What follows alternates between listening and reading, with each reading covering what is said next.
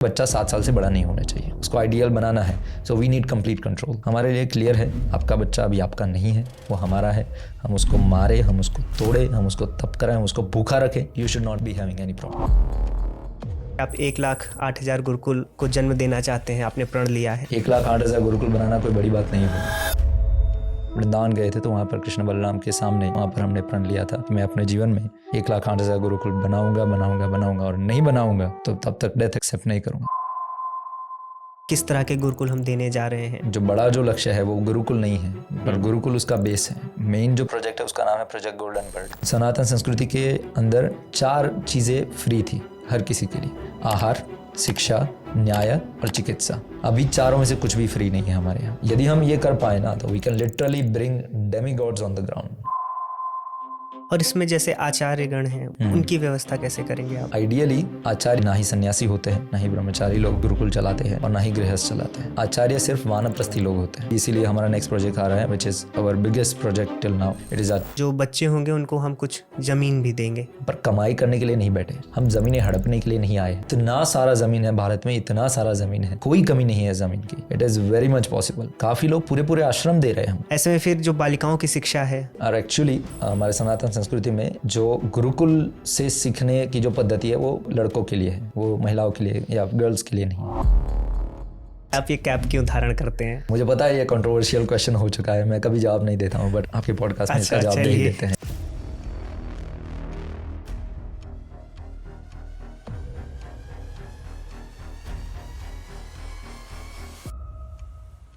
साथियों, आप सभी का शिक्षण द्वारा आयोजित स्ट्राइकिंग थॉट शो पर स्वागत है। आज स्टूडियो में एक बहुत ही निडर व्यक्ति हमारे साथ जुड़ने वाले हैं, जिन्होंने ये प्रण किया है कि वो तब तक मृत्यु को स्वीकार नहीं करेंगे जब तक वो अपने जीवन के लक्ष्य को पा नहीं लेंगे। और उनका लक्ष्य क्या है?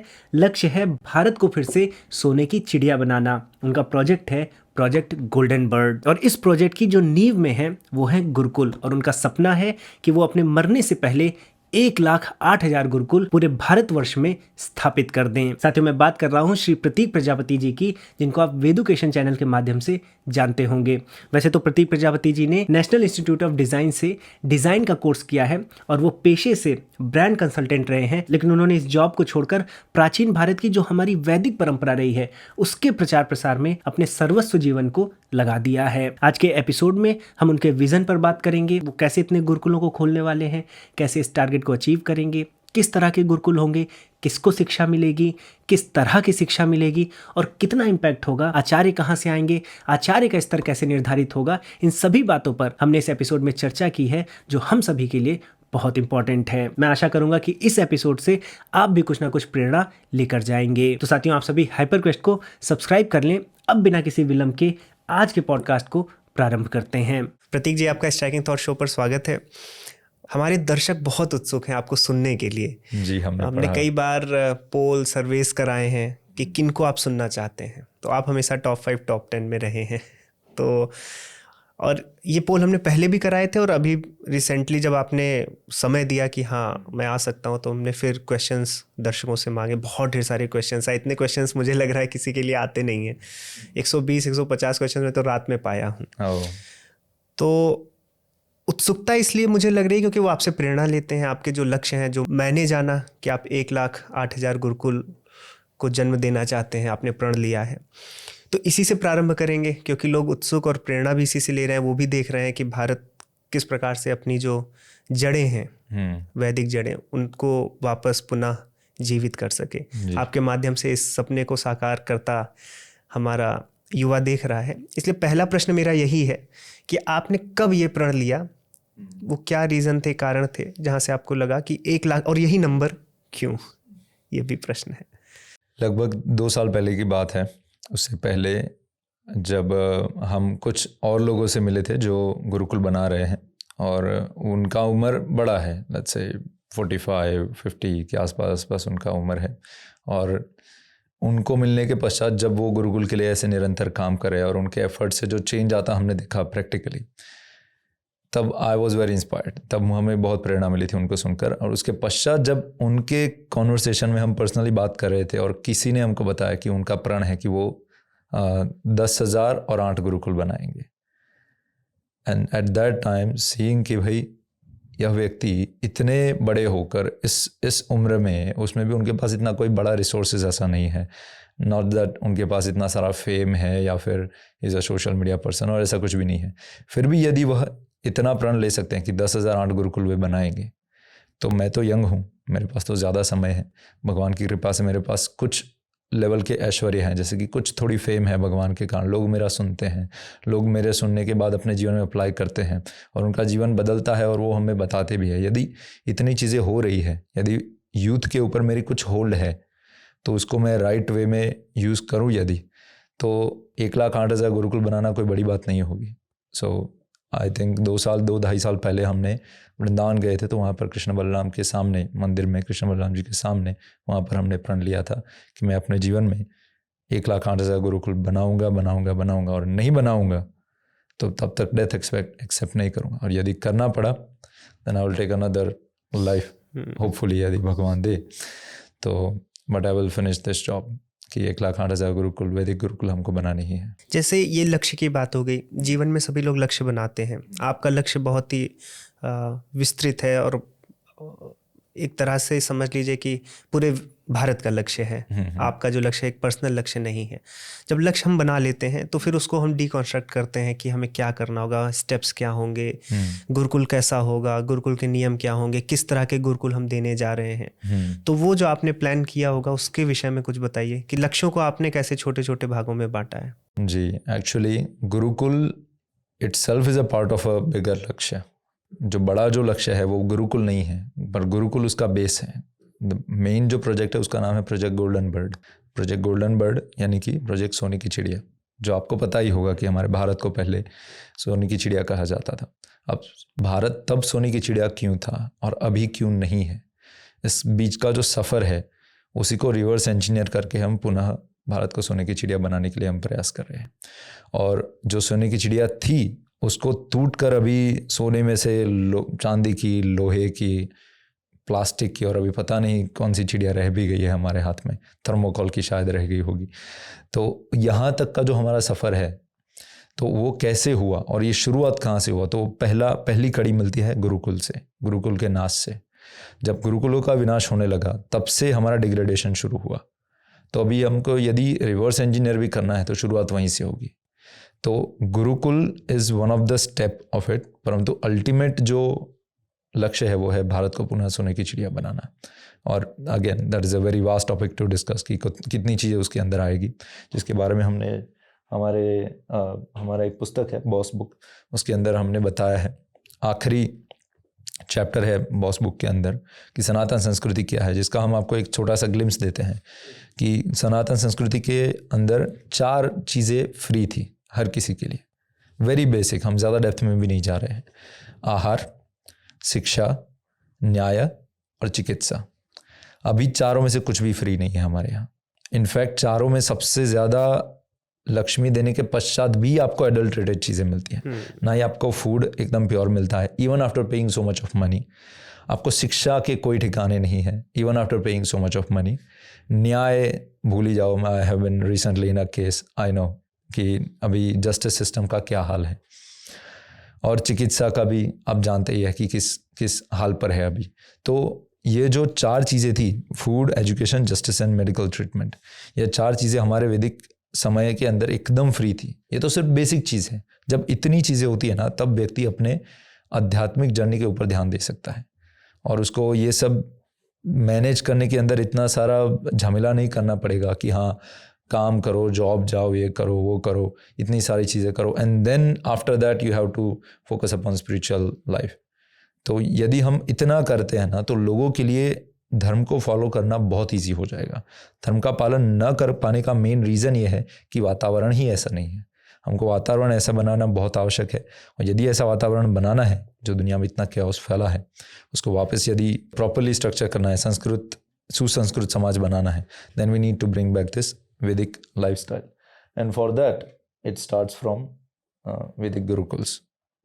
And आपका प्रश्न यह था कि गुरुकुल को बनाने का जो स्टेप्स है वो क्या है। हमें किसी गांव में जाते हैं, गांव में जाकर वहाँ के मुखिया है, बड़े हैं, उनको विनती करते हैं कि हम आपके गांव में गुरुकुल बनाना चाहते हैं, आपके गांव में हमको कोई ज़मीन है वो हमें स्पेयर कर दो, एंड वी नीड लाइक 4 से 5 एकड़ जितना ज़मीन है, इट इज़ गुड, इतना अच्छा, इतना इनफ है फॉर अ स्मॉल गुरुकुल। थोड़े छोटे से गुरुकुल के लिए इतना काफ़ी है। उसमें एक्चुअली 1 एकड़ सिर्फ कंस्ट्रक्शन के लिए चाहिए होता है, 3 एकड़ जितना हमको फार्मिंग के लिए चाहिए होता है। उसमें 1 एकड़ गौओं के लिए, उनको चारा, इन सब चीज़ें के लिए, 2 एकड़ है वो बच्चों के फार्मिंग के लिए, उनकी टीचिंग के लिए। क्योंकि हमारा पूरा गुरुकुल का जो कोर्स है दैट इज सेंट्रल अराउंड कृषि वाणिज्य गौ रक्षा, विच इज़ आवर वैदिक सिस्टम बेसिकली। तो कृषि के अराउंड ही पूरा सब कुछ सिखाया जाता है। तो हमें जब गांव वाले देते हैं तो हम गांव वालों को ही रिक्वेस्ट करते हैं that if you can collect us resources, then somehow और अदर, किसी के पास पैसा है पैसा देते हैं, किसी के पास पैसा नहीं है तो वो लेबर आकर देते हैं। हमारा रांची में गुरुकुल है, तो छोटा सा गांव है कोटाम, वहाँ पर बहुत अधिकतर लोग गरीब हैं, कोई अमीर ऐसा नहीं है, मुखिया भी गरीब है वहाँ के, मतलब इतने कोई अमीर से नहीं है कि भाई बहुत बड़े लोग हैं। तो उनसे भी जब हमने बात किया तो कोई लक्ष्मी नहीं दे पाया, बट वो गांव वाले सब आकर ईंट के ऊपर ईंट रखकर हमको पूरा गुरुकुल बना कर दिए। और वैसे भी हम किसी से चार्ज नहीं करते हैं, गांव के ही बच्चों को पढ़ाते हैं, फ्री में पढ़ाते हैं। तो वो खुशी खुशी देते हैं, खुशी खुशी अपने खेतों में जब उगाए हो तो आकर भिंडी बनी है तो आकर देकर भिंडी दे जाते कि बनाओ और खाओ, like this. So it's a basic, ये सेटअप ऐसा है, सेल्फ सस्टेन है, गांव वाले ही उसको बनाते हैं और गांव वाले ही इसको सस्टेन करते हैं, and it works most the time nicely. और इसमें जैसे आचार्यगण हैं, उनकी व्यवस्था कैसे करेंगे आप? That is actually our current struggle point. अभी हमारा सबसे बड़ा स्ट्रगल आचार्य ही है। हमारे पास जितने भी विश्वासु आचार्य थे जिनके ऊपर हम डिपेंड हो पाए, वो अभी ख़त्म हो गए हैं। तो अभी इसीलिए हमारा नेक्स्ट प्रोजेक्ट आ रहा है, which is our biggest project till now, it is Acharya Gurukul, जो हम अभी बना रहे हैं गंगा के नज़दीक मायापुर में। उसके लिए very soon I will launch actually a funding campaign for that also. बहुत ही बड़ा प्रोजेक्ट है, 100 एकड़ में, 100 बीघा में बनेगा ये प्रोजेक्ट। और जैसे हमारा नालंदा और ये सारी जो हमारी यूनिवर्सिटीज़ थी, काइंड ऑफ लाइक दैट वो स्ट्रक्चर होगा, जहाँ पर दुनिया के सबसे एक्सपर्ट लोग हैं, सभी शास्त्रों में बोले या फिर सभी विषयों में बोले, अलग अलग विषयों में, वो सभी वहाँ पर इकट्ठा होंगे। और वहाँ पर फिर हम आचार्यों को ट्रेन करेंगे। आचार्य गुरुकुल इज़ फॉर आचार्यस। वहाँ पर लोग आएंगे और उनको ट्रेन किया जाएगा स्पेशली इस चीज़ के लिए कि आप जाकर और गुरुकुल खोलिए, और फिर वहाँ पर वो खोलेंगे। तो अभी वो हो रहा है। अभी तक हमारे लगभग 16-18 गुरुकुल लगभग है, उसमें 1-2 का भी अप एंड डाउन चल रहा है। तो वहाँ पर हमारे आचार्य फैल चुके हैं और अभी नए बनाने के लिए आचार्य गुरुकुल से काम होगा। उसके सिवा तो कोई और वे नहीं है, क्योंकि फ्री गुरुकुल है तो हम आचार्यों को लक्ष्मी दे नहीं पाते हैं। मतलब थोड़ा यहाँ वहाँ से कुछ हो जाता है, डोनेशन आता है तो हम उनको, उनका घर चले ऐसा कुछ थोड़ा दे सकते हैं यदि चाहते हैं तो। अपार्ट फ्रॉम दैट हमारे पास इतना लक्ष्मी होता भी नहीं है कि हम अफोर्ड कर पाए कि सारे आचार्यों को बड़ा लक्ष्मी दे पाए। जैसे कि अगर हम प्राचीन काल के गुरुकुल की जो व्यवस्था थी उसकी स्टडी तो आप ऑफ कोर्स किए ही होंगे, और जो आज आप गुरुकुल बनाना चाह रहे हैं, तो पहले आचार्यों को जो आप लक्ष्मी की बात कर रहे हैं या रिसोर्सेज की बात कर रहे हैं, अर्थ की बात कर रहे हैं या उनके जीवन यापन की बात कर रहे हैं, तो उस समय किस प्रकार से वो जीवन यापन पा रहे थे और आज वो समस्या क्यों आ रही है, इस पर आपने मंथन किया है क्या? यस एक्चुअली आइडियली आचार्य सिर्फ वानप्रस्थी लोग होते हैं। अच्छा। वो कभी ना ही सन्यासी होते हैं, ना ही ब्रह्मचारी लोग कभी गुरुकुल चलाते हैं और ना ही गृहस्थ चलाते हैं। आइडियली वानप्रस्थी चलाते हैं।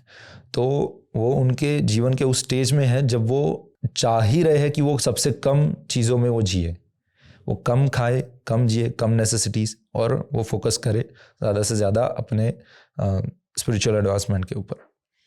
तो जो गुरुकुल खोलते थे वहाँ पर गुरु होते थे, गुरु माता होती थी, तो वही कपल जो वानप्रस्थी कपल है वही खोलते थे। लक्ष्मी की आवश्यकता उनको होती नहीं थी क्योंकि सेल्फ सस्टेन होते थे, अधिकतर खेत होता है उनके, और जो भी छोटा मोटा चाहिए था तो वो जब बच्चे थे तो बच्चे जब पास आउट होते हैं, मतलब उनके गुरुकुल से जब निकलते हैं तो उनके दक्षिणा के रूप में ही वो मांग लेते थे कि मुझे लेट्स से कि इतना कपड़ा चाहिए है, तो उसी कपड़े से वो अपना जीवन यापन कर लेते थे। जैसे कि 15 हाथ कपड़ा दक्षिणा में दिला दो, and then they give it. वो देखते थे कि अच्छा ये कैपेबल है देने के लिए, तो दे आस्क फॉर इट। बाकी खाने में तो क्या है उनको चाहिए, बस बच्चे ही उगाते थे तो उससे चल जाता था। सेकंड इज दैट उसके अतिरिक्त भी अधिकतर जो भोजन भी आता था वो भिक्षा से आता था। तो बच्चों के लिए कुछ बनाना नहीं पड़ता था। बच्चे जाते हैं गांव में आसपास जाते हैं, वो भिक्षा मांगते हैं, भिक्षा आकर अपने गुरु के सामने रखते हैं। तो गुरु को जो लेना है, जितना लेना है, जनरली गुरु कभी कर पात्र से अधिक नहीं खाते हैं, तो इतना इनको चाहिए, वो थोड़ा थोड़ा ले लेते हैं, वो एक्सेप्ट करते हैं।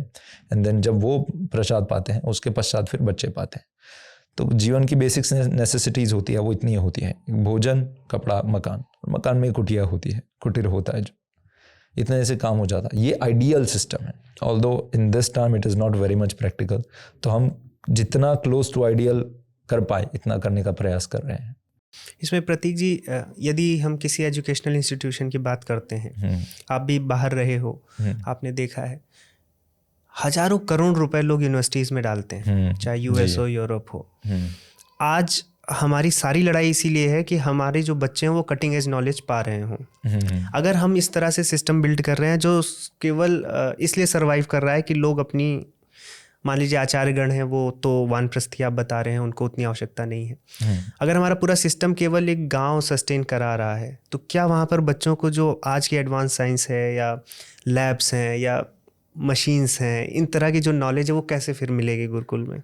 Well, we are not actually aiming for that knowledge as much. हमारा मेन एम है ही नहीं वो। हमारा एम है वैदिक जो हमारा काल का जो हमारा सिस्टम था उसी को पुनः स्थापित करना। कृषि, वाणिज्य, गौरक्षा, आइडियल लाइफ। आप जीवन में कितने भी टेक्नोलॉजिकली एडवांस हो जाओ, I am not saying that it is not necessary, it is necessary, but बहुत ही मुट्ठी भर लोग हैं जिनके लिए नेसेसरी है, बाकी उससे ज़्यादा आवश्यक है ही नहीं। अधिकतर लोगों के लिए यदि आपको लाइफ में, यदि एक समाज को भी ठीक से चलाना है, तो अधिकतर लोगों का जीवन एकदम सरल होना चाहिए। सरल जीवन, उच्च विचार, सिंपल लिविंग, हाई थिंकिंग। इसी बेसिस पर यदि अधिकतर लोग जीते हैं तभी एक पूरा समाज ठीक से जिएगा, और जो व्यक्ति जो जी रहे हैं वो भी अपने आध्यात्मिक जीवन के ऊपर ध्यान दे पाएंगे। वरना यदि अभी का जो हमारा लाइफस्टाइल है, पहले तो किंडरगार्टन, फिर स्कूल, फिर कॉलेज, फिर मास्टर्स, फिर पीएचडी और व्हाटएवर, उसके पश्चात भी फिर अप्रेंटिस करो इतने साल, उसके पश्चात फिर जॉब में भी थोड़ा थोड़ा जब तक आपके पास इतना लक्ष्मी आता है या फिर इतना आप इकट्ठा करते हो कि आप रिलैक्स हो पाओ, तब बुढ़ापा आ जाता है। There is nothing left in life. आप सच में अध्यात्म, जो मनुष्य जीवन का जो अल्टीमेट गोल है, दैट इज़ अध्यात्म। हमको भगवान के पास पुनः, जो भगवान से जो रिश्ता पुनः हमको स्थापित करना है, इसके लिए हम पूरा जीवन कुछ कर ही नहीं पाते हैं। तो my aim is to bring people to back to that culture, simple like Vrindavan villages. जैसे वृंदावन जैसे गांव था, अभी तो नहीं है, अभी हम अभी जाकर आए वृंदावन, इट्स कम्प्लीटली सिटी। तो वृंदावन में जैसे गांव हुआ करते थे, जैसे कृष्ण बलराम रहते थे, सिंपल लाइफ, गौओं को चराओ, अच्छे से जियो एंड अपना जीवन जियो ठीक से, समाज का जो कल्याण हो सकता है वो करो, एंड देन भगवान का नाम लो, भागवतम पढ़ो शांति से। That's a good life. आपके पास इतना समय होना चाहिए कि आप संबंध ठीक से बना पाओ अपने परिवार के साथ, समाज के साथ, इन सभी के साथ। अभी जो हम मॉडर्न लाइफ जी रहे हैं, the more and more we are going towards modern, क्योंकि हम प्रयास क्या कर रहे हैं कि एआई कैसे सीखेंगे, कॉर्पोरेट लाइफ में कैसे जिएंगे, ये कैसे करेंगे, जॉब कैसे करेंगे, because we have this idea कि यही लाइफ बेस्ट लाइफ है और this is advance and this is better than what we had before. This is the biggest misconception. यहीं से सब शुरुआत होता है। इसी के कारण ना ही हमारे अच्छे संबंध चल रहे हैं, ना ही हमारे माता पिता के साथ अच्छे संबंध रह पा रहे हैं, ना ही सोसाइटी के और लोगों के साथ रह पा रहे हैं, अपने बच्चों के साथ नहीं रह पा रहे हैं, अपनी पत्नी अपने पति के साथ नहीं रह पा रहे हैं ठीक से। डिवोर्स रेट्स इतने हाई हो गए हैं। बच्चे अपने माँ बाप को वृद्धाश्रम में छोड़ के आ रहे हैं। गांव वालों की तो बात ही छोड़ो। I am from a village. अभी यदि मुझे यहाँ दिल्ली में भी यदि मुझे कुछ होना, मेरा एक कॉल जाए, मेरे गांव में से ट्रक भर भर के आएंगे सिर्फ एक कॉल पर कि मुझे यहाँ पर यह कुछ हुआ है, इसलिए इसने यह किया है, ट्रक भर भर के लोग आ जाएंगे सिर्फ मेरे लिए। क्योंकि वो जो कनेक्शन होता था गाँव में पहले सिंपल लाइफ में, वो रहता था। And with this modern life everything is gone. कुछ वो कनेक्शन ना ही रहा है परिवार से, ना ही गांव वालों से, ना ही किसी से, और हम संस्कृति से दूर जा रहे हैं। इसलिए हम काइंड ऑफ डेड लाइफ जीते जा रहे हैं। We are going towards the dead life. Not जो लिविंग वाला फीलिंग होना चाहिए वो भी कहीं पर दिख नहीं रहा है। So our aim is to bring back that good life जो सच में जीने लायक है।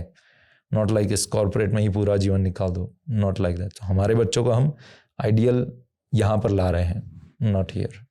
प्रतीक जी, जो अभी आपने गुरुकुल खोलने की संकल्पना ली है वो आप गांव में ही कर रहे हैं कि शहरों में भी आपका आगे का प्लान है? प्लान है, पर इसलिए नहीं क्योंकि शहर को प्रमोट कर पाए। प्लान ये है कि काफ़ी शहर वाले लोग नहीं आ पाएंगे, उनके लिए कुछ तो जो मिडवे में भी हम कुछ कर पाएँ तो करेंगे। ऐसे गुरुकुल का नाम हमने बेस गुरुकुल से रखा है। उसमें बेसिकली ये होता है कि वहाँ पर तो हम फार्म्स बना नहीं पाएंगे, तो एक नॉर्मल सा कहीं पर कोई कॉलेज है, कोई स्कूल है, तो उसके नज़दीक कोई भी ऐसे रूम सा कोई मिल गया, कहीं पर एक फ्लैट सा ले लिया, वहाँ पर एक अच्छे ब्रह्मचारी को या फिर किसी अच्छे भक्त को जो कि डेडिकेटेड है उनको वहाँ पर रखे, एक आचार्य को बेसिकली, और आसपास जो बच्चे हैं जो स्कूल में या फिर कॉलेज में पढ़ रहे हैं या फिर नौकरी भी कर रहे हैं, उन लोगों को एज ए हॉस्टल वहाँ पर हम फैसिलिटी देते हैं। और वहाँ पर कोई कमाई नहीं करना है, आप सभी मिलकर उस जगह को चलाते हैं। वहाँ का जो रेंट है, यहाँ खाने पीने का खर्चा, एक लीडर बनाते हैं जहाँ पर वो लीड करता है कि अच्छा हमारा हर महीने का इतना आता है, so everybody must contribute this much. किसी का कम मतलब उनका सक्षमता नहीं है तो उनसे कम लेते हैं, कोई ज़्यादा डोनेट कर देता है। ऐसे करके हम एक वातावरण बनाते हैं कि जो लोग सीधा गाँव वाली जीवन में नहीं आ सकते, सीधा गुरुकुल में नहीं आ सकते, at least while doing their job करने के पश्चात सीधा आए जब हमारे गुरुकुल में, तो उनका दिनचर्या पुनः वापस एक आध्यात्मिक दिनचर्या हो। शाम को आरती हो, उसके पश्चात प्रसाद पाए हुए, उसके पश्चात वो बैठकर थोड़ा भजन करे, उनका काम है थोड़ा तो वो कर ले, फिर सुबह जल्दी ब्रह्म मुहूर्त में उठे, फिर उनकी आरती, उनका साधना हो, उनका जपमाला जो भी चल रहा है वो थोड़ा प्राणायाम हो जाए, थोड़ा योगा हो जाए, उसके पश्चात फिर सब मिलकर पूरे गुरुकुल की सफाई करे, उसके पश्चात लेट्स से एक लेक्चर हो गया। ऐसा एक अच्छा सा गुरुकुल का जो क्लोजेस्ट टू गुरुकुल हम एनवायरनमेंट बना पाते हैं वो बनाने का हम प्रयास करेंगे। बाकी इससे तो ज़्यादा हो नहीं सकता। इसके पश्चात फिर जो स्कूल वाले हो स्कूल जाए, कॉलेज वाले कॉलेज जाए, जॉब वाले जॉब जाए, तो इतना हम शहरों में करने का प्रयास कर रहे हैं। बाकी भविष्य में देखते हैं। अल्टीमेट गोल ये है कि इन्हीं लोगों को इतना प्रिपेयर करें कि they get inspired to come to gurukul again, मतलब वापस गांव वाले सेटअप में वहाँ पर आने के लिए तैयार हो जाएं। इनको थोड़ा शांति वाला यदि उनको सात्विकता में ला दें तो ऑटोमेटिकली उनको फीलिंग हो जाएगी कि हाँ चलो हमको वापस यहाँ पर जाना है, and then they will be encouraged कि हाँ चलो पुट दिस ऑल असाइड, हम अभी जाते हैं गुरुकुल में। इनफैक्ट मुझे इसमें लग रहा है कि अगर वो खुद भी नहीं जाते हैं तो कल को उनकी नेक्स्ट जनरेशन जो आती है तो वो उसको प्रेरित करेंगे। साथियों, मैं आशा करता हूं कि इस पॉडकास्ट के माध्यम से आप बहुत कुछ नया सीख रहे होंगे, और मैं आपको ये बताना चाहता हूं कि अब आपके लिए वैदिक ज्ञान से जुड़ना बिल्कुल भी असंभव नहीं है। आप अपने घर बैठे संस्कृत भाषा सीख सकते हैं, भारतीय दर्शनों और उपनिषदों को सरल भाषा में समझकर चाहे स्ट्रेस हो, एंग्जाइटी हो या फियर हो, इन सभी चीज़ों से ऊपर उठ सकते हैं। और साथ में प्राचीन भारत के आचार्यों के ज्ञान से आप पर्सनैलिटी डेवलप कर सकते हैं और एक विजनरी लीडर बन सकते हैं, क्योंकि हमने एक प्लेटफॉर्म बिल्ड किया है शिक्षणम, जो भारतीय गुरुकुल परंपरा को आपके फ़ोन पर लेकर आता है। आज 80,000 से भी ज़्यादा विद्यार्थी शिक्षणम के माध्यम से भारतीय ज्ञान परंपरा से जुड़कर अपने जीवन को बेहतर बना रहे हैं। साथियों, आप सभी हाइपरक्वेस्ट को लगातार सुनते हैं, हमें सपोर्ट करते हैं। हमने आपके लिए कूपन कोड की भी व्यवस्था की है। अगर आप Hyper15 कूपन कोड को यूज़ करेंगे तो आपको प्रत्येक कोर्स पर 15% का एक्स्ट्रा डिस्काउंट मिलेगा। ये केवल आपके लिए है। हमने हर एक कोर्स में संस्कृत सूत्रों की सरल और आधुनिक व्याख्या की है, जिससे जो हमारा प्राचीन ज्ञान है उसको आज आप अपने आधुनिक जीवन में भी उतारकर लाभान्वित हो सकें। डिटेल्स और लिंक्स आपको नीचे डिस्क्रिप्शन बॉक्स और कमेंट सेक्शन में मिल जाएगी। मैं आप सभी का शिक्षणम पर हृदय से स्वागत करता हूँ। आइए अब पॉडकास्ट में आगे बढ़ते हैं। इसमें आपने जब गाँव के गुरुकुल की बात की तो आपने बोला कृषि, वाणिज्य और गौरक्षा। कृषि के अराउंड आप उस इकॉनमी या हम इंस्टीट्यूशन को बिल्ड कर रहे हैं जो कि हमारा प्राचीन गुरुकुल था। मैंने आपके कई पॉडकास्ट सुने, उसमें आपने बात की है कि जो बच्चे होंगे उनको हम कुछ जमीन भी देंगे, कुछ एकड़ लैंड्स देंगे। वो क्या कॉन्सेप्ट है, उसके विषय में बताएं। या काफ़ी कंट्रोवर्शियल हुआ है, आई नो दिस। लोग बोलते हैं कि प्रश्न ही आए, दर्शकों के काफ़ी प्रश्न आए इस पर। यस क्योंकि 1,08,000 गुरुकुल, लेट्स से हर किसी में से 10 बच्चे भी होते, 10 लाख एकड़ ज़मीन आप कहाँ से लाओगे, this and that and everything. और आप ऐसे कैसे लुभाते हो, गुरुकुल जैसा प्योर कंसेप्ट आप ऐसे सबको लुभाते हो, ज़मीन देकर ऐसे लाओगे। काफ़ी सारे प्रश्न हमें भी आए हैं, आई नो। देखिए, देयर इज़ नथिंग, इसमें कुछ लुभाने वाली बात नहीं है। हमने we have well thought behind all these things. हमारा ultimate goal, as I said at the start of the podcast, is not to make gurukuls, is to bring back सनातन संस्कृति, जिसका मेन पार्ट है वर्णाश्रम, और वर्णाश्रम का मेन पार्ट है गांव। यदि गांव में लोगों को वापस लाना है, जो कि अभी आप देख रहे हो कितने लोग सिटी में माइग्रेट हो रहे हैं, गांव खाली होते जा रहे हैं। इतना सारा ज़मीन है भारत में, इतना सारा ज़मीन है कि कोई कमी नहीं है ज़मीन की। वी हैव सच पीपल, जो लोग रेडी है, पीपल छोड़ो, हमारे पास गवर्नमेंट है ऐसी जो तैयार है। हमारे पास लास्टली आई थिंक रांची के अंदर, नॉट रांची, कर्नाटक के अंदर हमको गवर्नमेंट ने दी है ज़मीन, लगभग 200 एकड़ 250 एकड़ ज़मीन, use it for farming and everything. They themselves have given. हमारे पर्वत के ऊपर हमारे पास ज़मीन आई है, लगभग 60-70 एकड़ ज़मीन हमको किसी ने दी है, जो लोकल व्यक्ति है, और अभी उनका देहांत हो रहा है। मतलब वो बुढ़ापे में है तो उनके माता पिता का देहांत हो गया, अभी उनके बच्चों का कुछ वो है नहीं। हमें वृंदावन में अभी हम परसों मिलकर आए एक व्यक्ति को, राधा कुंड के नहीं, कुसुम सरोवर के बाजू में एक धाम है, वहाँ पर वो उनके पास ज़मीन है, वो भी दे रहे हैं। So there are people who want to give this, और वो चाहते हैं कि वो ऐसे व्यक्ति को दे जो लोग इस चीज़ को बरकरार रखें, गांव को गांव बनाए रखें, दे डोंट कमर्शलाइज इट।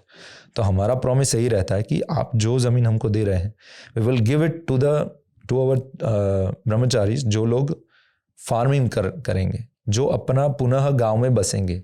शहर में से वापस लोगों को गांव में लाना है। देन ओनली ये सारा जो केओस चला पड़ा है, पूरा दिल्ली कैसा भरा हुआ है आप देख रहे हो, तो वही तभी सॉल्व हो पाएगा जब हम जो लोग रैपिडली शहर की ओर दौड़ रहे हैं उनको वापस हम गांव की ओर ले जाएं। और there is no lack of resources in the world. और अबाउट पॉसिबिलिटी तो भगवान देखेंगे, and it will work. I am very much sure. जैसे अभी देख रहा हूँ मैं, it is very much possible, बहुत ईजीली पॉसिबल है। अभी हमारे पास ज़मीन की कोई कमी नहीं है, ज़मीन लोग जो हमको दे रहे हैं उसकी कोई कमी नहीं है। मोस्ट और कमी है जो है वह आचार्यों की और रिसोर्सेज की, तो उसके लिए काम कर रहे हैं। तो ज़मीन इज़ लाइक अनलिमिटेड है हमारे पास एट दिस पॉइंट। यदि right now if I put one story कि हमें इतनी ज़मीन की आवश्यकता है इस राज्य में, इस ज़िले में कहीं पर, जिस किसी के पास हो कृपया हमको दीजिए, ठीक है। इट्स नॉट दैट हम लिख लेंगे हमारे नाम पर कि ये है वो है, no need to, let us use it. हमको करना क्या है, हमें फार्मिंग ही तो करना है। अच्छी बात है, वातावरण में ऑक्सीजन बढ़ेगा, आपके आसपास ज़मीन का यूज़ होगा, गाय घूमेगी वहाँ पर, ज़्यादा ऑस्पिशियस होगा, पवित्र होगी ज़मीन। और so there is no lack of land anywhere. And जिन लोगों को प्रैक्टिकलिटी का लगता है, यदि आप कमर्शियल पॉइंट ऑफ व्यू से देखते हैं तो इम्प्रैक्टिकल लगता है, but when you look at it like this, it is extremely practical. There is nothing to worry about this. और अभी हमारे बच्चों को हम देख रहे हैं जैसे बढ़ रहे हैं, जिन बच्चों को हमको खुद को डर लगता था, sometimes we have to take them to Mumbai और ऐसे दिल्ली में ऐसे शहरों में लाना पड़ता है। जब कोई बड़े डोनर है वो बोलते हैं कि हमें आपके ब्रह्मचारियों को हमारे यहाँ लाओ, हमारे यहाँ फंक्शन है, तो हम आपके ब्रह्मचारियों को बटुक के तौर पर उनको भोजन देना चाहते हैं और उनको अच्छे से उनका सेवा करना चाहता है, समथिंग लाइक। सो समटाइम्स हम आते हैं ऐसे मुंबई में। हमको पहले ऐसे डर लगता था जब हम पहले नए थे तब, कि बच्चों को हमने गांव में रखा इतना समय, अभी यदि शहर में ऐसे ले जाएं, क्योंकि काइंड ऑफ इट्स सप्रेशन, थोड़ा सप्रेशन, क्योंकि मोबाइल नहीं देते हैं, ये सब चीज़ें नहीं देते हैं, उनको सिंपल लाइफ जीना होता है, गायों के साथ सेवा करना, ये सब रहता है। तो पहले ऐसे लगता था कि यदि ऐसे शहर में ले जाएं और ये सब झाओ जलाली जब देख लेंगे, they might be very attracted to it, और फिर वो बोलेंगे कि अरे वाह, मतलब I want to be here, मतलब ऐसे ही, दिस इज़ द लाइफ, मतलब इसको तो जीवन कहते हैं। So much of tall building, इतना अच्छा इंटीरियर है, ये है वो है, it is very good. Astoundingly it has never happened. जितनी भी बार हम अमीरों के घर पर भी गए हैं ना, हमको ऐसे बड़ी बड़ी बिल्डिंग में रखा है, ये है वो है, समथिंग लाइक दिस, बच्चे अंत में यही बोलते हैं कि प्रभु जी अगली बार मुझे नहीं आना है, इफ़ इट इज़ पॉसिबल मुझे नहीं आना है। उनको वो वाले बच्चे हैं ना, उस क्लास के बच्चों के ले जाइए, they will be happy. I am good with my cows, मतलब सब भरना है, ये सब, मैं गौ सेवा करने में मैं खुश हूँ, मेरा फार्मिंग में मैं खुश हूँ, मेरा संस्कृत सीखने में, या फिर whatever they are learning, Mahabharata Ramayana, whatever they are learning, I am happy in that. मुझे इन सब में नहीं आना है। अधिकतर समय हमको ये, इनफैक्ट ऑल द टाइम हमको ये, not even one child has told us कि प्रभु जी मुझे आना है यहाँ पर, मुझे नेक्स्ट टाइम जब भी हो मुझे पहला लिखे, मेरा नाम पहला लिखिएगा। Nobody is like that. So it is working. We can see that लोगों को, बच्चों को जब ये सात्विक जीवन देते हैं, मेहनत वाला सात्विक जीवन देते हैं, they really really really enjoy it. और वो इतने काम हो जाते हैं ओवर द टाइम, जो आजकल के बच्चे इतने क्योटिक होते हैं, ओवर द टाइम बच्चे इतने काम हो जाते हैं और इतने कंट्रोल्ड, सेल्फ कंट्रोल और इतने फोकस्ड हो जाते हैं. You just see it and then you understand that okay this is the right way of education. बाकी सब modern education doesn't really bring the children to this level.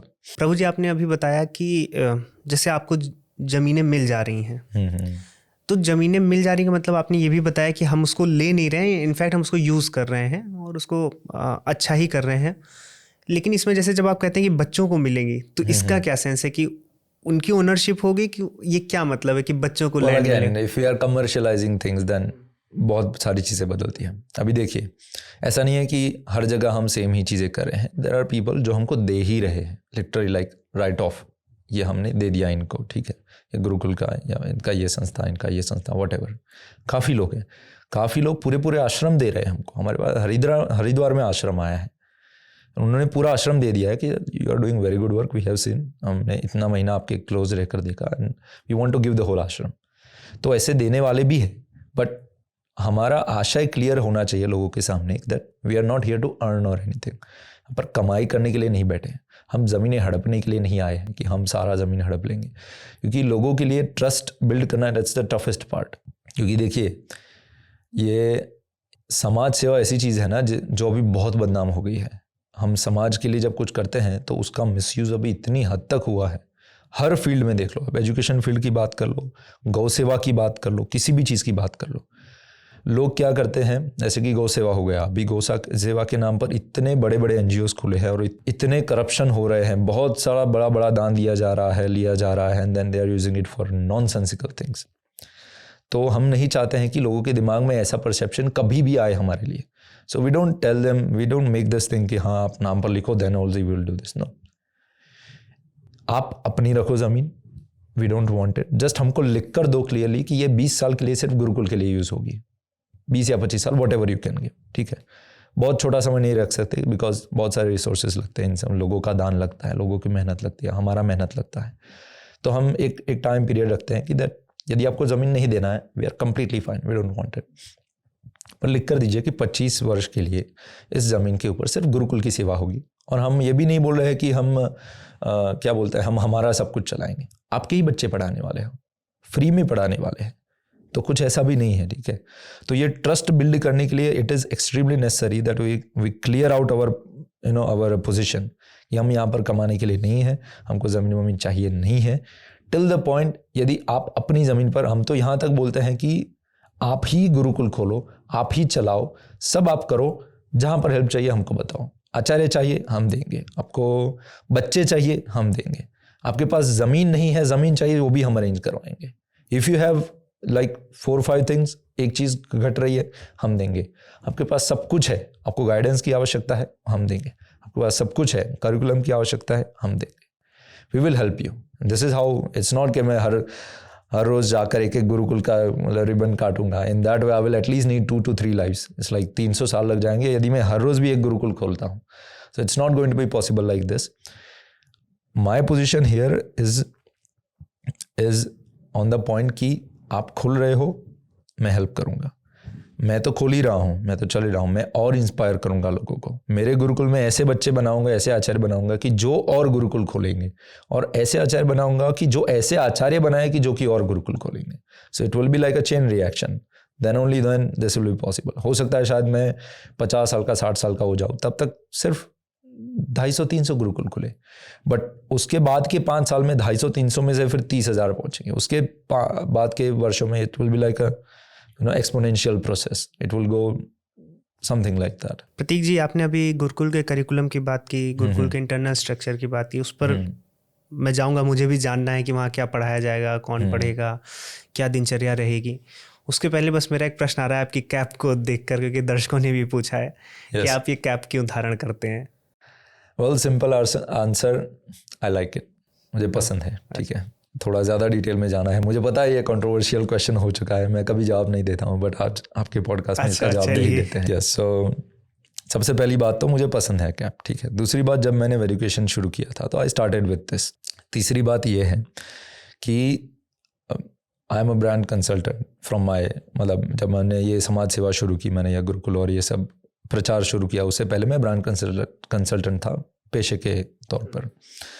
And I know how brands work. मुझे पता है कि कैसे brands काम करती है, पर्सनल ब्रांड्स कैसे काम करती है, everything. You need one unique thing about you which can be remembered, which can be mimicked, और USP जैसा लगे कि हाँ किसी को टोपी पहनाना तो कोई बोलेगा अरे ये तो वेरिफिकेशन जैसा लग रहा है.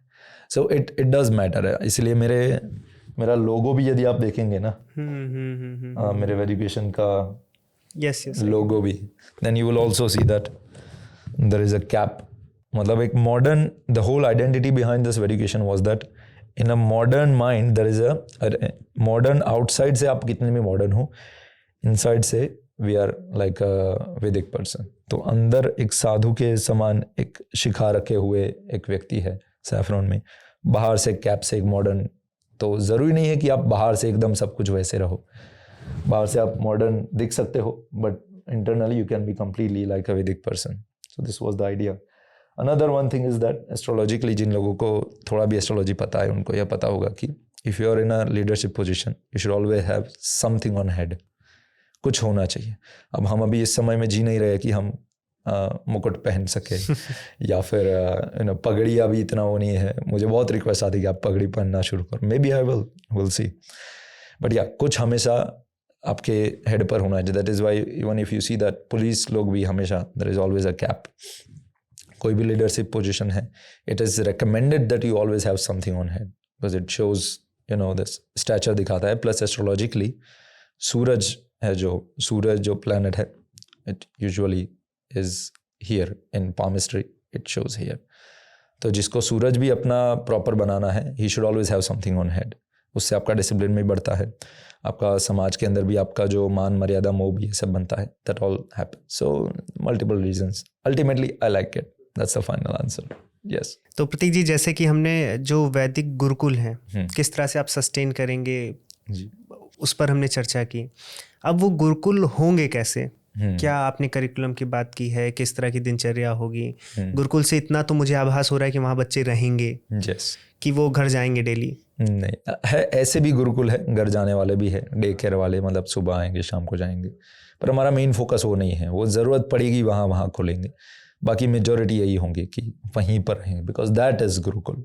बाकी ऐसे को हम गुरुकुल कह नहीं सकते. क्योंकि जब आप वहाँ पर बच्चों को रखते हैं, एक समस्या, क्योंकि मैं भी जो गुरुकुलों के अराउंड कार्य करता हूँ, उनसे कई लोगों से मैं भी बात कर चुका हूँ, तो उनके समस्या ये आती है कि फिर अगर आप बच्चों को रखते हैं तो फिर आप बॉयज़ और गर्ल्स नहीं रख सकते साथ में. ये समस्या बताते हैं.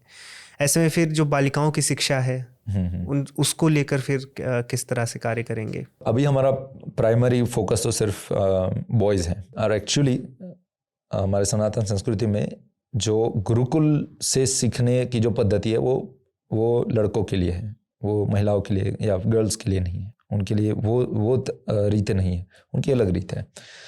पर अभी इसीलिए हमारा प्राइमरी तो बॉयज़ का ही है और लॉन्ग टर्म में भी बॉयज़ का ही है. But I understand this thing that हम इस समय में जी रहे हैं कि जब बालिकाओं को भी एजुकेशन की आवश्यकता होगी, हम उनको इग्नोर नहीं कर सकते.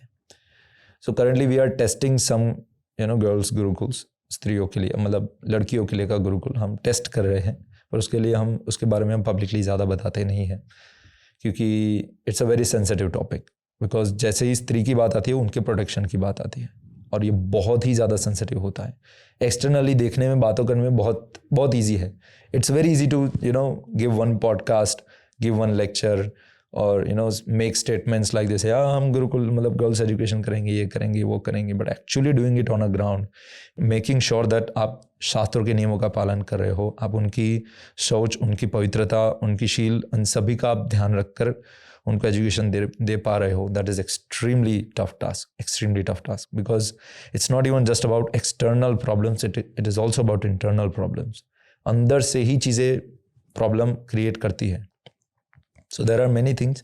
अभी हमने कुछ करके एक स्ट्रक्चर प्लान किया है लड़कियों के लिए, दैट उनको आदर्श गृहिणी, आदर्श माता बनने के लिए कैसी कैसी चीज़ों को सीखना चाहिए. जैसे कि राधा रानी है, उनकी 64 कलाएँ हैं जो वे जानती थी. And you will be astounded to hear this that one of those 64 arts is engineering. Radha Rani was one of the best engineer also, मतलब वास्तुकला और इन सब में भी बहुत अच्छे थे. तो उनमें से हम 64 कलाओं में से कुछ कलाएँ ऐसी ले रहे हैं जो कि अभी के लिए सबसे ज़्यादा प्रैक्टिकल है और उनको भी हम इन स्त्रियों को, लड़कियों को हम सिखा रहे हैं। On top of that one of those things are obviously cooking. तो हम 1008 प्रकार की अलग अलग रेसिपीज सिखा रहे हैं। उसके सिवा गर्भाधान संस्कार उनको कैसे करना चाहिए, पति के साथ कैसे रहना चाहिए, पति के परिवार के साथ कैसे रहना चाहिए, संस्कार बच्चों को कैसे देना चाहिए, उनको रामायण महाभारत ये सारी चीज़ें सिखाना, उनको जो एक संस्कार के लिए जितने आवश्यक शास्त्र है वो उनको सिखाना, भगवत गीता, भागवतम, चरितामृत, ये सारी चीज़ें उनको सिखाना इस समय के अंदर। और ऑन टॉप ऑफ दैट सेवा कैसे रहना, अपना श्रृंगार कैसे करना, कैसे अच्छे से एक गृहिणी बनकर रहना, कैसे अच्छे से एक आइडियल माता जो आगे संतति होगी वो महान संतति बना पाए, उसके लिए उनको ट्रेनिंग देना। उस ऐसा एक गुरुकुल के ऊपर हम अभी टेस्टिंग कर रहे हैं, which will not be very long, 3 से 4 साल का उनका होगा, एंड देन दैट्स इट। यदि उनको इनफैक्ट काफ़ी सारे ऐसे केसेस भी आ रहे हैं कि जो बोल रहे हैं कि मतलब इतने आइडियल लड़की तो हमने बना दी पर ऐसे लड़के नहीं मिल रहे हैं।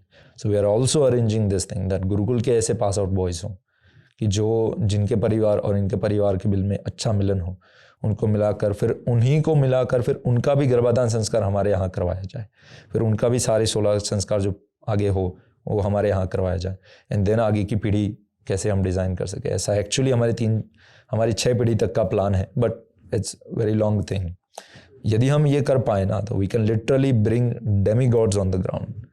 तो जब देव लोग जन्म ले सकते हैं, ये जो हमारा वर्णशंकर का जो इतने समय का जो हो चुका है, इतने समय से जो डैमेज हो चुका है समाज में, उसको रिवर्स करना है तो you need like at least 4 to 6 generations purification करने के लिए। तो यदि हम वो कर पाए देन लिटरली हम गोल्डन एज को वापस ला सकते हैं, सतयुग को हम पुनः वापस ला सकते हैं। So long and long this is the plan. देखते हैं हम कहाँ तक जा सकते हैं। तो प्रतीक जी, जिस तरह का ये पूरा विज़न है, कई वर्षों का है और बहुत बड़ा विज़न है जी। इसमें जैसे अभी हम छोटी छोटी चीज़ों पर आ रहे थे, जैसे गुरुकुल में बालिकाओं की शिक्षा पर मैंने बात की, इसके बाद गुरुकुल में प्रवेश को लेकर कोई सर्टेन एलिजिबिलिटी क्राइटेरिया होगा कि ये इतना होना चाहिए तभी प्रवेश है? या किसी भी जो हमारे बेस्ट जो गुरुकुल है, जिस पर मैं सबसे ज़्यादा एंथुजियास्टिक हूँ, it is like a proper Gurukul. ये गुरुकुल वो है, एक्चुअली हमारे 6 टाइप के गुरुकुल हैं, हम सभी के बारे में बात नहीं करेंगे, उसमें से जो मेरे बेस्ट टॉप मोस्ट और मेरे फेवरेट टाइप के गुरुकुल हैं उनके बारे में बात करते हैं। उसमें क्राइटेरिया है कि बच्चा 7 साल से बड़ा नहीं होना चाहिए। अच्छा। एंट्रेंस के समय वो 5 साल का, 6 साल का या 7 साल का हो, उससे बड़ा हुआ we can not take him. वहीं से शुरुआत होगी। यहाँ पर हम एकदम आइडियल बच्चे बना रहे हैं, एकदम आइडियल बच्चे बना रहे हैं। यहाँ पर जब बच्चे आएंगे तो उनका I wouldn't say interview, but उनका 1 वीक का ये होता है कि उनके 1 वीक के लिए वो अपने माँ बाप भी यहाँ रहे और वो भी यहाँ पर रहे। माँ बाप उनके नज़दीक नहीं रहते हैं, मतलब गांव में कहीं पर रहे, पर 1 वीक के लिए उनका टेस्टिंग पीरियड होता है, यहाँ पर रहना है। एक हद तक का उनका संस्कार होना आवश्यक है उनके घर से ही। मतलब आप ऐसे नहीं कर सकते मेरा बच्चा बड़ा क्योटिक है, भेज दो इसको gurukul, not like that, not in this at least. We have set gurukul जहाँ पर वो भी एक्सेप्ट होते हैं, परंतु हाँ, हम यहाँ पर वो नहीं करेंगे। यहाँ पर हम टॉप मोस्ट लीडर्स बना रहे हैं बेसिकली। तो 7 साल से छोटा होना चाहिए। 1 वीक तक जब रहेगा तो ये उसका जो संस्कार है, उसका जो स्वभाव है, उसका कुंडली है, ये सारी चीज़ें हम देखेंगे। और उसके पश्चात उसके माँ बाप की साइड से जितना भी सरेंडरेंस है, ये सारी चीज़ें देखेंगे। और one of the most important thing is that उनके माँ बाप का सरेंडरेंस कितना है। Are they really completely giving up the child to us, then only we take it, ठीक है, और एल्स वी डोंट। यदि आपके बच्चे को आप चाहते हो कि वो आइडियल बने और समाज में एक ऐसा व्यक्ति बने जो कि रेप्यूटेड हो और समाज में इतना मान मर्यादा मोह के साथ इतना समाज सेवक हो, कंट्रीब्यूशन करे, धर्म की दिशा में इतना आगे हो, व्हाटएवर आपके जो भी सपने हैं या फिर उसके भाग्य में उसके अंदर जितना लिखा है उसको आइडियल बनाना है। So we need complete control.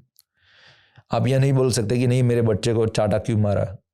ये मॉडर्न जो अब्यूज वाला चल रहा है ना, आपको तो पता होगा, आप भी, मतलब हमारी जनरेशन, हमारे यहाँ तो डंडे से मारते थे, डंडे से मारते थे और ऐसे मारते थे कि लिटरली लाइक मतलब ऐसे पट्टे पड़ जाते थे। हम ऐसे जीवन से मतलब हम अभी बात करते हैं, हमारे यहाँ कुछ पेरेंट्स आकर ये सारी चीज़ें पूछते हैं तो हम उनको बताते हैं कि मेरे पेरेंट्स लिटरली स्कूल में आकर बोलते थे कि आप मेरे बच्चे को मारते क्यों नहीं हो, वो होमवर्क लेकर नहीं आया, आप उसे मारते नहीं हो, हम पैसे किस चीज़ के लिए देते हैं।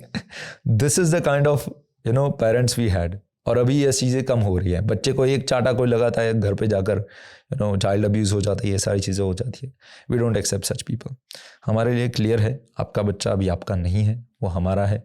हम उसको मारे, हम उसको तोड़े, हम उसको तप कराएं, हम उसको भूखा रखें, you should not be having any problem. पर हाँ, देन वी गारंटी यू कि उसके बाद जो बच्चे का जो भविष्य होगा उसकी हम गारंटी लेते हैं। आइडियल उसका character is the most guaranteed. भविष्य हम गारंटी नहीं ले सकते बिकॉज हर कोई अपना प्रारब्ध लेकर आता है, परंतु कैरेक्टर हम बना कर देंगे। If we are clearly seeing कि भाई कैरेक्टर नहीं बन रहा है, कुछ चीज़ें वैसे ही है, तो हम पहले ही मना कर देंगे भाई okay we can not accept this person, ठीक है। या फिर लेट्स से वीक में पता नहीं चला, मंथ में पता चला, और whatever, we can clearly tell you कि भाई ऐसा है, इस गुरुकुल में मत रखो, we can transfer him to another gurukul. पर हाँ, हमारे गुरुकुल में टॉप मोस्ट चीज़ जो प्रॉमिस की जाती है दैट इज़ कैरेक्टर। बाकी फ्यूचर में knowledge, everything, you have internet, there is no lack of knowledge और एवरीवेयर एल्स। जो है वो मेनली सदाचार है, उनकी स्पिरिचुअल लाइफ है, और उनका धर्म, अर्थ, काम, मोक्ष, ये सारी चीज़ों का हम उनको ज्ञान ठीक से देते हैं, जीवन अच्छे से चले। पर हाँ, if you are coming up with this thing कि माँ बाप ऐसा बोलते हैं कि अच्छा मेरे बच्चे को आप पढ़ाओगे तो नौकरी कहाँ करेगा, नौकरी के लिए सर्टिफिकेट मिलेगा, ये प्लीज़ टेक हिम बैक, या फिर ये अब्यूज वाला नॉनसेंस है, please take him back. So these are main prior criterias that they have to meet in order for their children to be in our gurukul. इसमें मेरा आपसे ये प्रश्न है, सपोज मैं फ्यूचर में मेरा बच्चा हुआ और मैं चाहूँ कि आपके गुरुकुल में प्रवेश ले, और मैं उसको छोड़ता भी हूँ, तो मुझे जानना है कि कितने समय तक छोड़ना है कि ऑल लाइफ? अभी हम थोड़ा स्टैंडर्ड बढ़ा रहे हैं। अभी से हमने वो नहीं कर दिया है 12 साल 14 साल वाला। एक्चुअली आइडियल वो है कि आप कम से कम 14 साल हमारे गुरुकुल में उसको छोड़ दे, ख़त्म, वो वापस नहीं आएगा। आप आकर मिल सकते हो, that is also not ideal, but हाँ आ सकते हो, कभी कभी आकर मिल सकते हो, that is still a good level of ideal. अभी हम ये करते हैं कि हर साल हम एक बार उनको जाने देते हैं। You go for however many days, let's say 10, 15, 20 days, आप जाओ वापस आओ। अस्टॉनिशिंगली बच्चे घर जाकर कंप्लेन ही करते हैं कि मुझे नहीं घर में पसंद है, I want to go back to gurukul. 3, 4 दिन, 5 दिन, 6 दिन, लाइक माँ, पिताजी मुझे वापस जाना है, कृपया मुझे वापस भेज दो। अधिकतर बच्चे ऐसे होते हैं। तो वेकेशन की आवश्यकता जनरली होती नहीं है। और हमको पहले ऐसा लगता था कि माँ बाप मतलब बोलेंगे कि अरे मेरा बेटा तो मेरे हाथ से जा रहा है, ये हो है। They are very happy all the, मतलब जो माँ बाप है ना, वो देखते हैं कि 1 साल मेरा बच्चा गुरुकुल जाकर आया, घर आकर प्रतिदिन मुझे मेरे माँ बाप के पैर छूता है, सुबह जल्दी उठता है, जल्दी आकर नहा धोकर एकदम क्लीन होकर भगवान की आरती करता है, माँ बाप के पैर छूता है, जो भी मतलब एक बोलते जा धनिया ले, दौड़ कर ले आता है। तो ज़रा भी कोई टेंट्रम्स नहीं है, कोई भी वो नॉनसेंसिकल बिहेवियर उनका नहीं है, जो कि आजकल की यंग पीढ़ी में देखने को मिलता है। कोई बुरी आदतें नहीं है, नथिंग लाइक दैट। तो वो बहुत खुश होते हैं। तो वो फिर बोलते हैं कि एनीवेज जाना है, 1 वीक रह ले, फिर हम भेज देंगे वापस। एंड और भी अस्टोनिशिंग चीज़ें हो रही हैं कि माँ बाप का भी जो वैराग्य है ना, वो बढ़ता जा रहा है, उनका धर्म के प्रति वो बढ़ता जा रहा है, उनका झुकाव बढ़ता जा रहा है। जैसे वो अपने बच्चे को देखते हैं कि मेरा बच्चा ऐसा हो रहा है। So all the positive good results we are seeing and it helps all and all like this.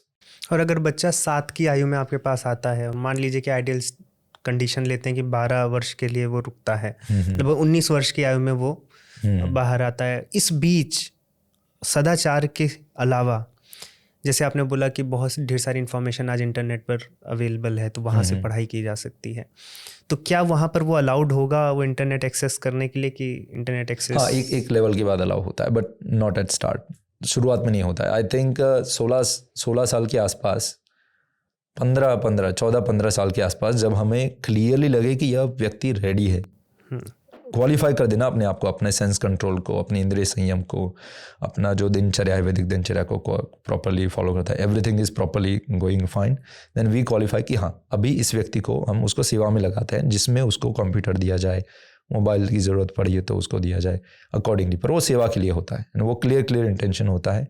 उसको फ्री एक्सेस नहीं दिया जाता है कि हाँ ये लो कंप्यूटर, अब जाओ जो करना है वो करो, ऐसा कुछ नहीं। वो जनरली बहुत अच्छे से एंगेज होते हैं, उनके पास इतना फ्री समय होता ही नहीं है कि वो डिस्ट्रैक्ट हो इन चीज़ों के लिए, नॉनसेंस चीज़ों के लिए। नॉनसेंस चीज़ों के साथ साथ जैसे कि बहुत ढेर सारे ऐसे विषय हैं, विषयों पर मैं जानना चाहूँगा कि किस किस तरह के विषय गुरुकुल में रहेंगे। जैसे आपने बताया सदाचार तो मुख्यतः रहेगा, तो मैं इसे समझ सकता हूँ कि जैसे भगवत गीता का पाठ है या महाभारत रामायण की कथाएं हैं। इन चीज़ों के अलावा और भी किस तरह के विषय रहेंगे? हमारा जो प्राइमरी गुरुकुल का एक सेंट्रल करिकुलम है दैट इज़ अराउंड फार्मिंग। एक ही बुक है जो 5 साल तक पढ़ाई जाती है, मतलब एक ही बुक है, 1 साल में एक बुक। ऐसा हमने ऐसा बनाया है कि वही एक बुक यदि आप 2 महीने में ख़त्म कर सकते हो, यू कैन गो फर्दर। ऐसा कोई स्ट्रक्चर्ड वो नहीं है, मतलब बॉक्स नहीं है कि भाई 1 साल में एक बुक ही पढ़ना है। ज़्यादा पढ़ सकते हो बेटर, नहीं पढ़ सकते हो 1 साल में 2 साल लगा रहे हो, completely fine. Children learn at their own pace, अपनी ही स्पीड से पढ़ेंगे। किसी को फोर्स नहीं है कि भाई तुम्हें इसके साथ ये पास करना ही है, ये है, there is no exams anyway. मतलब आचार्य ही उनको परखते हैं कि चलो आपने सीखा है, ये है, वो है, क्योंकि सीधा प्रैक्टिकल होता है ना हमारे यहाँ। ऐसा नहीं होता है कि भाई थियोरी सीखो then you exam write everything, no, सीधा प्रैक्टिकल है, सीधा सेवा में लगते हैं। तो कृषि के अराउंड हमारा सब बना है। कृषि सीखते सीखते while learning how to farm they learn maths, they learn physics, they learn chemistry, they learn zoology, आप वो फिर क्या बोलता है, astronomy, astrology, Ayurveda, biology, everything is in that single book. 1 साल में हम प्रयास करते हैं कि 1 साल में बच्चा एवरेज इतना सीख ही ले, but there is no force. उसी के अराउंड सब आ जाता है।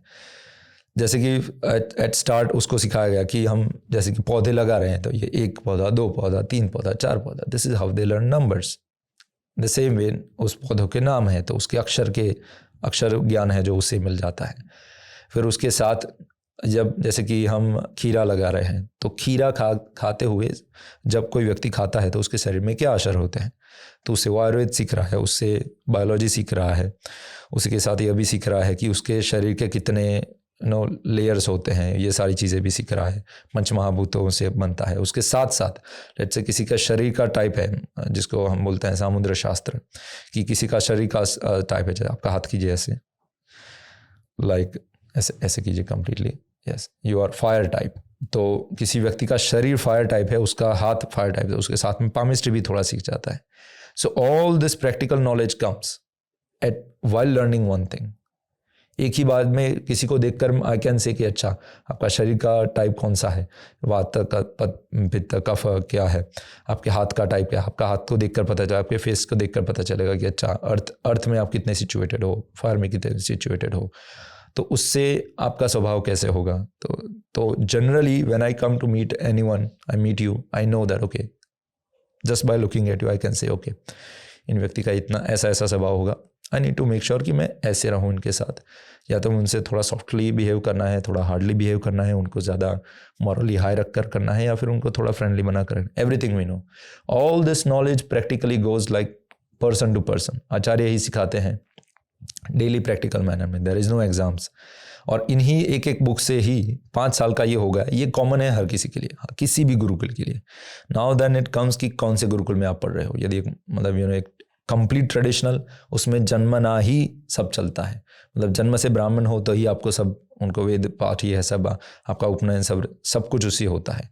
देन सेकेंडरी इज़ दैट जिसमें हम जन्मना को प्रायोरिटी देते हैं, परंतु यदि किसी का स्वभाव है तो उसको नियरली उस वर्ण में भी उनको ट्रेनिंग देते हैं। ऑल्दो इसमें हम कहीं भी किसी भी प्रकार के शास्त्रों के वाक्य का उल्लंघन नहीं करते हैं। जैसे कि वेद पाठ है, वो जो व्यक्ति उपनयन प्राप्त करता है वो भी जो जन्म से, माता पिता दोनों के जन्म से जो बनता है, तो उसी को वेद पाठ होना चाहिए। तो हम उन नियमों का भी ध्यान रखकर उनको उस वर्ण में ट्रेनिंग देते हैं। एंड दैट इज़ हाउ हमारे लेवल्स ऑफ ऑल गुरुकुल्स हैं। पहला लेवल जो एकदम जन्मना से चलता है, second level which is common for all varnas, उसके बाद नॉर्मल पीपल के लिए है, फिर बेस गुरुकुल है, वीकेंड गुरुकुल है, स्थान गुरुकुल है, स्थानीय गुरुकुल है, सो अलग अलग रहता है। तो पर ये जो एक जो करिकुलम बोला जो फार्मिंग के अराउंड है, वो हर किसी के लिए कॉमन है। इसमें पहला गुरुकुल आपने कब खोला था? एक्चुअली हमने कोई पहला गुरुकुल नहीं खोला है। आई जॉइंड समवन जो ऑलरेडी गुरुकुल खोल रहे थे, and then I told him that प्रभु now I will be with you, आप जो खोल रहे हो I will take your dream further. वो ऑलरेडी खोल रहे थे। 3 दास गदाधर प्रभु हैं, उन्होंने लगभग 4 साल पहले उन्होंने यह शुरू किया था और उन्होंने ही 10,008 गुरुकुल का यह प्रण लिया था। तो उन्हीं को देखकर फिर देन उनके एफर्ट्स को देखकर, उनकी मेहनत को देखकर, उनके ये सब को देखकर then I am like okay. जब हमने उनको यह बोला था तो एक्चुअली उन्होंने मुझे बोला था कि अरे तुम तो ये हो, तुम तो वो हो, तुम तो अभी जवान हो and you are this that everything, you can do much more than me. मैंने बोला था उनको, एक्चुअली सबसे पहले मैंने ये बोला था कि प्रभु जी आपके गुरुकुल में मैं 100 गुरुकुल 108 गुरुकुल आपके गुरुकुल में मैं कंट्रीब्यूट करूँगा। ही सेड नो, 108 तू क्यों करेगा, तो 1,08,000 करेगा। व्हाट इज दिस, लाइक 10,000 तो मैं कर रहा हूँ, तुम इतने नहीं कर सकते। It's not very hard thing and we have our strategy behind it. It is extremely practical way of doing it and it will happen. तो उन्होंने शुरू किया था 4 साल से पहले एंड ग्राउंड टीम मोस्टली अभी उन्हीं की है। I am seeing the public front mostly, publicly लोगों का गैदर सपोर्ट कैसे करे and at the same time कुछ गुरुकुल जो हम बना रहे हैं, मैं बना रहा हूँ in my leadership, that I am working upon. बाकी ऐसा नहीं है कि सारे के सारे गुरुकुल मेरी लीडरशिप में है और नहीं, we are all team. In fact we are also getting so many people who are joining from various parts of the world also. Malaysia में एक व्यक्ति है, एक टीम है, 2-3 हिंदू जो है वो मतलब अपर मिडिल क्लास से हैं, जिनके पास अच्छा लक्ष्मी है, सब है। वो मलेशिया में 26 गुरुकुल खोले हैं उन्होंने। They watch my video and they came like we want to be part of your this gurukul and we want to like keep this 26 gurukul, 27 gurukul, whatever we have opened in Malaysia, take it as a part of your 108,000 gurukuls. So such way there are people who are coming in. Tomorrow you say that okay, we also want to be part of this, and I have this land or this and that resources, whatever we want to open, but we want this help with you and we want to be part of Project Golden Bird. You are very much welcome. We will help you with anything that you lack. और बाकी जो आप कर रहे हो you do it. We don't want single penny from you, we don't want anything from you. हमें ऐसा भी नहीं चाहिए कि आपका मतलब हमारा थप्पा लगाओ, नथिंग लाइक दैट। आपको सपोर्ट चाहिए, हम देंगे आपके लिए। आपका गुरुकुल है, we have all the support to you. हमारे सारे गुरुकुल आपके गुरुकुल है। देयर इज ऐसा कुछ इंडिविजुअली चल ही नहीं रहा है कि भाई नहीं ये तो मेरा गुरुकुल है, ये तो मैं एस्टैब्लिश कर रहा हूँ, देखो भाई मैंने इतना महान काम कर लिया। Nothing like. बट जब आप ठप्पा नहीं लगाएंगे तो काउंट कैसे करेंगे 1,08,000? Well there are people who are actually surrendering, जो बोल रहे हैं ना, खुद से बोल रहे हैं। हाँ, वो बोल रहे हैं कि we are part of project golden bird, they are proudly part of project golden bird. Like literally, जैसे कि ये मलेशिया वाले हैं, उन्होंने सामने से बोला, मैंने कहाँ मांगा था, हम ऐसा चाह भी नहीं रहे हैं कि हाँ भाई आप अगर मुझे बोलो। He himself said that I am very impressed by what you are doing and we want that. वो मतलब ओल्ड लोग हैं ना, बूढ़े लोग हैं, लेट्स बूढ़े नहीं कह सकते बट प्रौढ़ से ज़्यादा है, 60 साल है, 55 साल है, ऐसे हैं। तो वो चाहते हैं कि as we till the time we are running this, we want to run, we will do everything, but as soon as we can not run, we want to hand it over to you, we want to be part of this project golden bird, because we trust you कि आप इस चीज़ को अच्छे से आगे ले जाएंगे।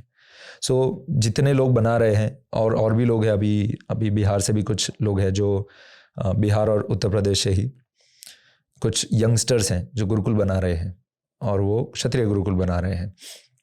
And they came and they were saying that Prabhu ji I want to surrender to this project Golden Bird and हम आपके अंडर खुलना चाहते हैं। You just guide us. We have everything. Resources, ज़मीन, बच्चे सब हमारे पास है, आचार्य तक हमारे पास है। We want your guidance and we want to just be part of project Golden Bird. And they are doing it and I'm trying to help somehow and they are saying take it as your gurukul. This is how it is going. तो जो लोग सामने से बोल रहे हैं कि we want to be part of your gurukul, तो हमें थप्पा लगाने की आवश्यकता ही नहीं है, वही बोल रहे हैं कि वांट टू बी दैट।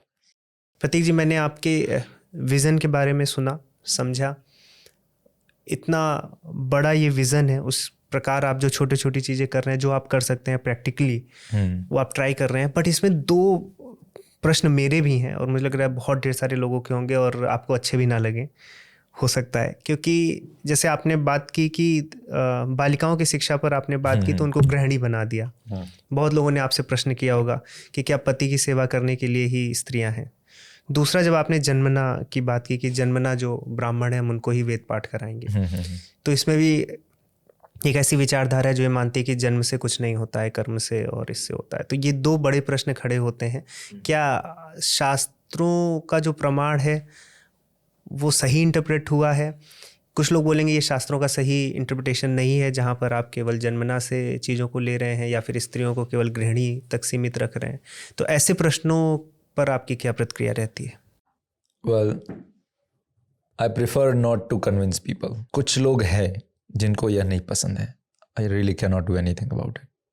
पर मैंने मेरी जर्नी में जो सीखा है और जिस चीज़ को लेकर मैं बहुत ही फर्म हूँ, मैं अपने वैल्यूज़ को वैसे ही रखना चाहूँगा. और मेरे गुरुकुल में मुझे क्लियरली दिख रहा है कि इस चीज़ों का इम्पैक्ट क्या है. I'll tell you one thing. Just 3 years back, I think 3 साल पहले हमने यह रोक दिया. Before 3 years, I used to consult couples. Not only couples, actually youth सबको कर रहे थे. पर couples की बात आती है तो married couples को हम कंसल्ट करते थे. अनमेरिड कपल्स को मैं जनरली नहीं एक्सेप्ट करता था for the consulting. Career consulting भी लोग करने आते थे एंड ऑल दीज थिंग्स. मेरा that was one of my major income source also, क्योंकि लोग आते थे, लोगों को अच्छा लगता था. They would get the answers and everything. Consulting किस चीज़ की? About life relationships. Life relationships, माता पिता के साथ भी संबंध हो गया, पति पत्नी का संबंध हो गया, बच्चों के साथ संबंध हो गया, ओवरऑल लाइफ कंसल्टेंसी. जो व्यक्ति लाइफ में स्टक फील करता है, they would come to me. And they would spend an hour with me and there would be consulting charges or whatever.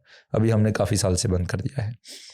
मैंने इतने सालों में यह जो चीज़ें नोटिस की है और मैंने सीखा है और जिसको यूज़ करके मैंने लोगों का जीवन सुधारा है, वो प्रैक्टिकल नॉलेज के बेसिस पर मैं सारी चीज़ें बना रहा हूँ. जैसे कि जब हम बोलते हैं कि स्त्री को गृहिणी बनना चाहिए, इट्स नॉट दैट मैं यहाँ पर चीज़ों को थोप रहा हूँ. I have seen happy women. I have seen feminists who have turned housewife and they have become extremely happy, who were completely opposite to it. I have seen women, in fact, मेरे साथ colleagues थे कुछ. I used to work as a graphic designer before even I was a brand consultant. मेरे colleague थे कुछ strong feminists, strong feminists. This modern like लड़की को ये करना चाहिए, वो करना चाहिए, women power, this and that and everything. But she was reasonable. अच्छा था, मतलब एक बायस अनबायस थॉट रखते हो ना, तो she would think at least for some time, then she might become again unbiased और बायस्ड और व्हाटएवर. तो वंस वी वेंट टू वो जो बिल्डिंग थे, बिल्डिंग के जो मालिक थे, वो बिल्डिंग के मालिक के घर पर कोई फंक्शन के लिए शूट करने के लिए जाना था एंड वी वेंट देयर. और वहाँ पर हम गए. वो जो मालिक थे, उनका एक बड़ा क्लोथिंग स्टोर था, उनके घर पर गए और उन्होंने देखा कि उसके घर में सब कुछ ट्रेडिशनल है. जो स्त्रियां हैं वो सारी स्त्रियां घर में किचन में है, वो खाना बना रही है, सेवा कर रही है. जो अतिथि आए हैं तो उनकी सेवा करना, घर अच्छे से संभल रहा है. पति है और जो पुरुष है घर के, वो लीडिंग पोजीशन है जो वो ठीक से कर रहे हैं. पति अपने पत्नियों का ध्यान रखते हैं, उनको प्रेम देते हैं, बच्चों को प्रेम देते हैं. पत्नी बच्चे सब सेवा करते हैं ठीक से. Everybody is very happy. That girl, जो स्त्री जो हमारे पास थी, जो feminist, she came to me and she said that all this time I was debating with you that feminism this and that and everything. Like theoretically I feel like I'm right, but today I saw what you were saying, that this is how it should be and it would be completely like ideal life, it can happen. And she came and she started crying to me. Okay, you were actually right. Like logically I can still not accept how can somebody be happy while serving someone else. But in modern times people don't understand this thing. आत्मा का स्वभाव है सेवा करना. सेवा को इतना degrade कर दिया गया है कि सेवा बोलते हो तो लोग, ये नौकर हूँ क्या मैं, ये क्या है, मैं क्यों किसी पुरुष की सेवा करूँ, इक्वल है हम, अर्धनारीश्वर है. नॉनसेंस लोग बना देते हैं स्पिरिचुअल और दोनों में करके. हाँ शिव जी और दोनों भी तो एक है, आधे आधे. सेवा थोड़ी होती है उसमें कोई, ये इनकी सेवा करिए, इनकी सेवा करे. राधा कृष्ण भी तो राधा के पैर दबाते थे. All nonsense, then they bring all this things. But in reality शास्त्र क्लियर है इन सब चीज़ों को लेकर कि आपको कैसे रहना चाहिए, एक स्त्री को कैसे रहना चाहिए, एक पुरुष को कैसे रहना चाहिए. And the more closer you are following to the ideal standards, the satisfaction in your heart, the prosperity of your house, the prosperity of your next generation is astounding. I have seen clearly with my eyes. I am applying this to all the consulting जो भी लोग आते हैं. I have applied it and completely turned their marriage upside down.